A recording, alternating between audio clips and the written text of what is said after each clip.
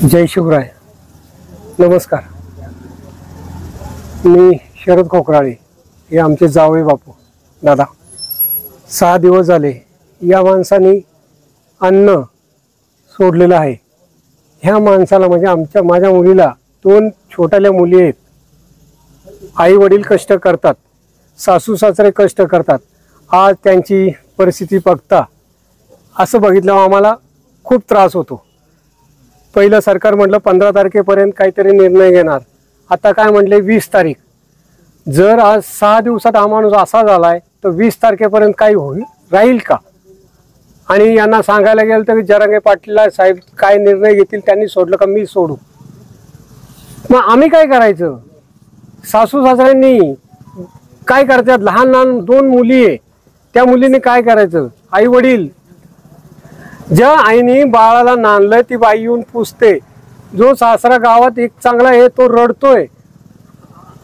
म्हणजे परिस्थिती तुम्ही समजून घ्या ना. याला कोण जबाबदारी? आम्ही नाही म्हणत का कोणी काय करा, पण याच्यावर तोडगा निघाला पाहिजे. साहेब हा गावासाठी करतोय, समाजासाठी करतोय, सगळ्यांसाठी करतोय. पण उद्या याला झालं तर याला पोरकं कोण होणार आहे? त्या पोरी होणार आहे, त्याची बायको होणार. याला जबाबदार कोण?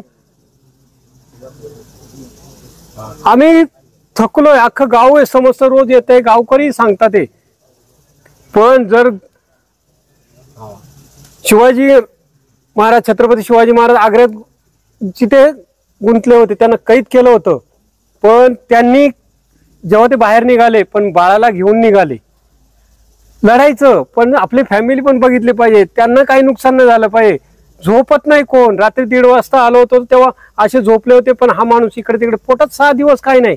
आपण सकाळी करतो तर संध्याकाळी दुपार कधी होते 12 वाजता मी कधी डबा खातोय लंच सुट्टी झाल्यावर. कारखान्यावर आपलं टाइमात सगळ्यांचं असतं. 6 दिवस या पोराचं नुसतं पाणी पिऊन आयुष्य कसं व्हायचं दादा तुम्ही सांगा. काय काय काय परिस्थिती होत असेल त्या घरच्यांची, काय वडिलांची? सरकारने याच्यावर घेतलं पाहिजे. पण सरकारने परत 5 दिवस मुदत वाढली. आम्ही म्हटलो, गावकरी म्हटलं चला 5 दिवसात काहीतरी निर्णय होईल. 15 ते 20 झाले. 20 तारखेपर्यंत अवस्था काय होईल? जर उद्या आचारसंहिता लागली तर पुढे ढकललं तर काय होईल? आणि हे महाराज तर म्हणतात की नाही, जोपर्यंत काही होत नाही तोपर्यंत मी करणार नाही. तुम्ही सांगा आमच्या फॅमिलीच्या नात्याने काय केलं पाहिजे? आम्ही आमच्या गावकऱ्यांनी काय केलं पाहिजे? हा प्रश्न मी तुम्हाला विचारतो आज. कुठून तरी त्याच्यावर तोडगा निघाला पाहिजे, काहीतरी झालं पाहिजे. जर परिस्थिती अशी राहिली तर काय होईल? विचार करा तुम्ही. त्रास कोणाला होईल? लहान लहान बच्चे काय होईल त्यांच्यावर?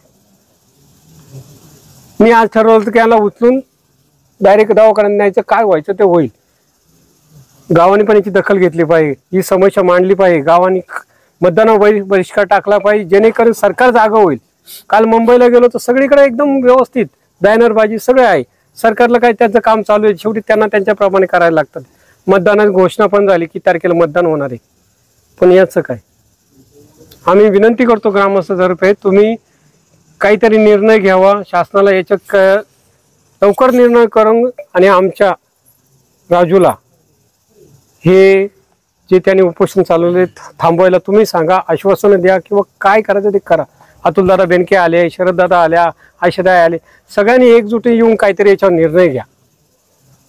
अरिहंत सुपर मार्केट आयोजित भव्य महाराष्ट्र तांदूळ महोत्सव. आमचा पत्ता कोल्हेमळा रोड, नारायणगाव, तालुका जुन्नर, जिल्हा पुणे. संपर्क क्रमांक 90 96 88 98 98.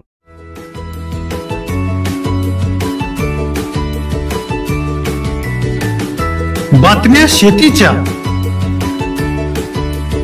बातम्या मातीच्या,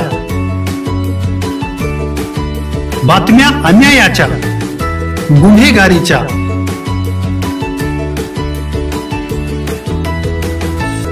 राजकारणाच्या आणि समाजकारणाच्या,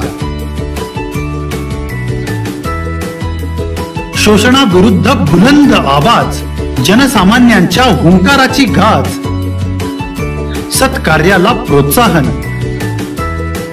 दुष्कृत्याला अनुशासन,